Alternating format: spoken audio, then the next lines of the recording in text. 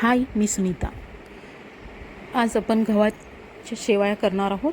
त्याची सोजी काढायची आहे। त्यासाठी सर्वप्रथम आपल्याला गहू स्वच्छ धुवून घ्यायचे आहेत। जेवढ्या गव्हाचे तुम्हाला करायचे तेवढे गहू तुम्ही पाण्यातून काढून घ्या, चाळणीवर ठेवा। पाणी पूर्ण निचरलं की त्या कपड्यावर टाकून घ्या आणि हे सगळं रात्री करायचं आहे 8 वाजता। आणि सगळे गहू हे कपड्यावर टाकून घ्यायचे, धुवून पूर्ण पाणी त्यातलं निचरून हे गहू टाकून घ्यायचे। या गव्हाला थोडंसं मीठ लावायचं, जेणेकरून की याचा रवा छान उद्या निघेल।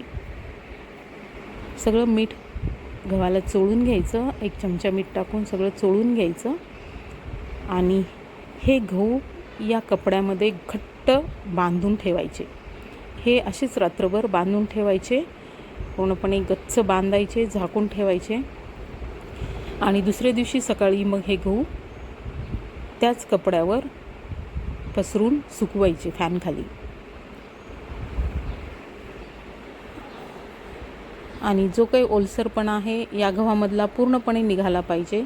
ते चांगले सुकून थोडेसे वाळले पाहिजे, दाताखाली असे कडक लागले पाहिजे, जेणेकरून की आपल्याला गिरणीतून याचं पीठ काढून आणायचं।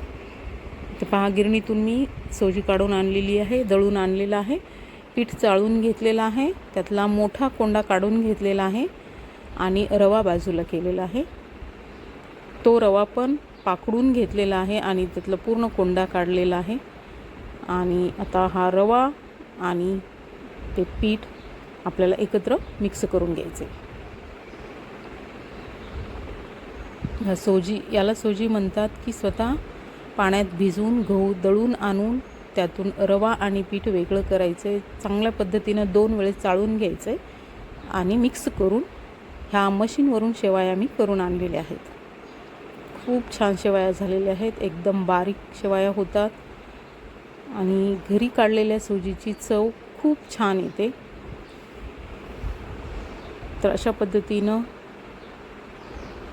शेवया करून घ्यायच्या उन्हाळ्यामध्ये। कोणी कोणी गव्हाचं पीठ आणि रडी रवा त्यामध्ये मिक्स करतो, पण अशा पद्धतीनं थोडी मेहनत आहे, पण अशा पद्धतीनं जर सोजी काढली आणि शेवया केल्या तर खूप टेस्टी होतात। ह्या शेवया तुम्ही ॲज अ खिचडी किंवा मॅगी टाईप खाऊ शकता, फोडणी देऊन, किंवा खीर करून खाऊ शकता। खूप बेस्ट लागतात, मस्त लागतात। उन्हाळ्यामध्ये नक्की करून पहा आणि पहा किती सुंदर शेवया झालेल्या आहेत, एकदम बारीक आणि पांढऱ्या शुभ्र। नक्की करा, लाईक करा, शेअर